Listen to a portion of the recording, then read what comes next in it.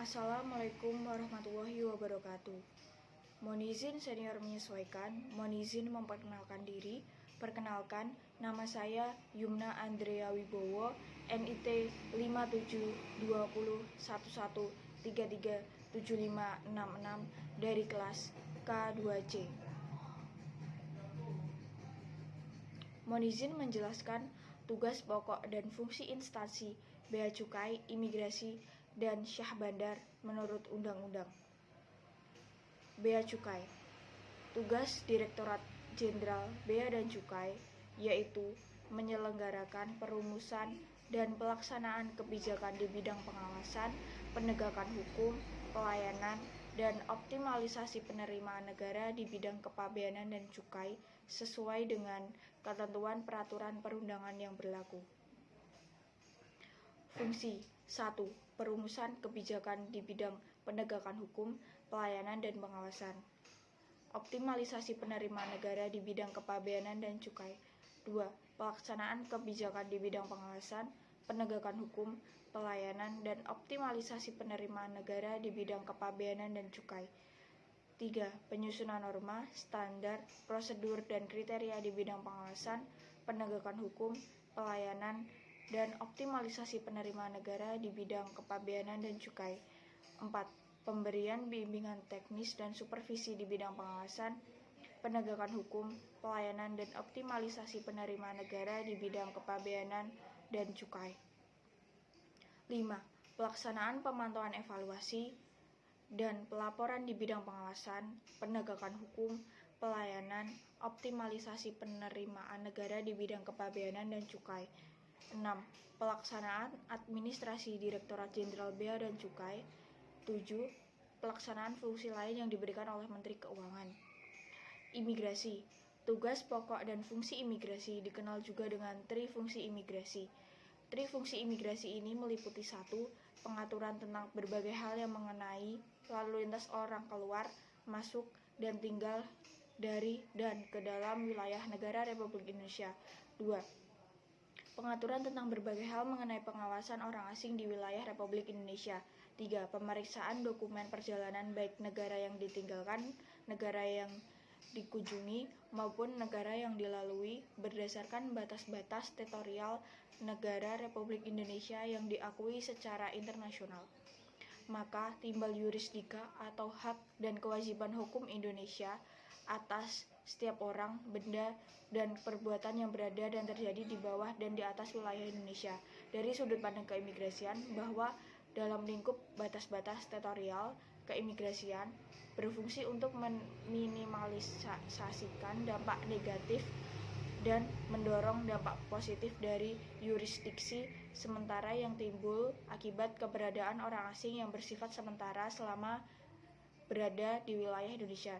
Oleh karena itu, fungsi keimigrasian dapat berada di darat, laut, dan udara wilayah Indonesia pada tempat-tempat tertentu yang menjadi gerbang masuk atau keluar suatu wilayah. Dilakukan clearance secara universal oleh imigrasi yang kemudian bekerja sama dengan pihak-pihak terkait seperti bea cukai dan karantina, pihak kepolisian dan militer dalam satu perlintasan. Adapun kapasitas area kerja meliputi imigrasi untuk clearance perlintasan manusia. Kedudukan,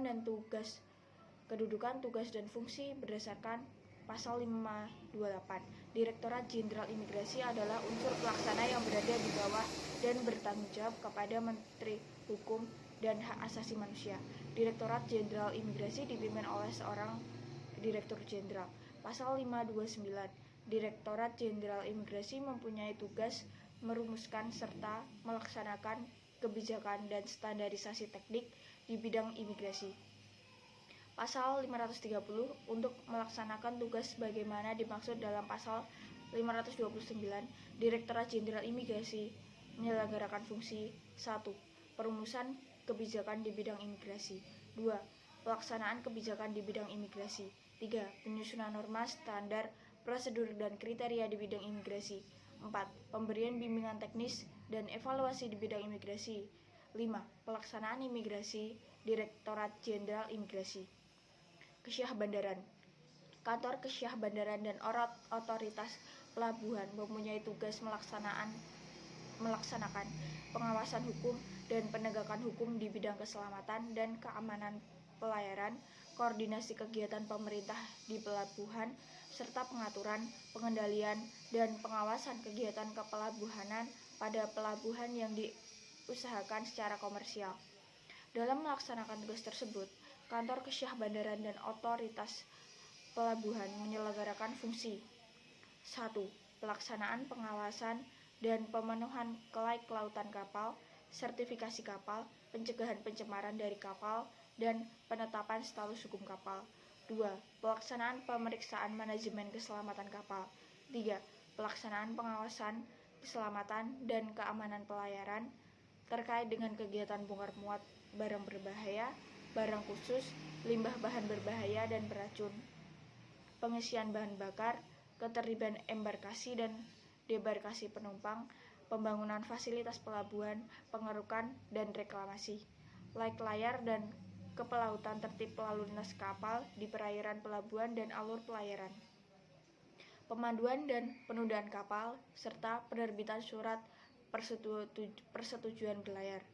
4. Pemeriksaan kecelakaan kapal, pencegahan, pemadaman kebakaran di perairan pelabuhan, penanganan musibah di laut, pelaksanaan perlindungan di lingkungan maritim, dan penegakan hukum di bidang keselamatan dan keamanan pelayaran. 5. Pelaksanaan koordinasi kegiatan pemerintah di pelabuhan yang terkait dengan pelaksanaan pengawasan dan penegakan hukum di bidang keselamatan dan keamanan pelayaran. 6. Pelaksanaan penyusunan rencana induk pelabuhan, daerah lingkungan kerja, dan daerah lingkungan kepentingan pelabuhan, serta pengawasan penggunaannya, pengusulan tarif untuk ditetapkan Menteri. 7. Pelaksanaan penyediaan, pengaturan dan pengawasan penggunaan lahan daratan dan perairan pelabuhan, pemeliharaan penahan gelombang, kolam pelabuhan, alur pelayaran, dan jaringan serta sarana bantu navigasi pelayaran. 8. Pelaksanaan penjaminan dan pemeliharaan kelestarian lingkungan di pelabuhan, keamanan dan ketertiban kelancaran arus barang di pelabuhan. 9. Pelaksanaan pengaturan lalu lintas kapal keluar masuk pelabuhan melalui pemanduan kapal, penyediaan dan atau pelayanan jasa kepelabuhanan, serta pemberian konsesi atau bentuk lainnya kepada badan usaha pelabuhan. 10. Penyiapan bahan penetapan dan evaluasi standar kinerja operasional pelayanan pada kepelabuhanan. 11. Pelaksanaan urusan keuangan, kepegawaian dan umum, hukum dan hubungan masyarakat, serta pelaporan. Sekian penjelasan dari saya. Terima kasih. Wassalamualaikum warahmatullahi wabarakatuh.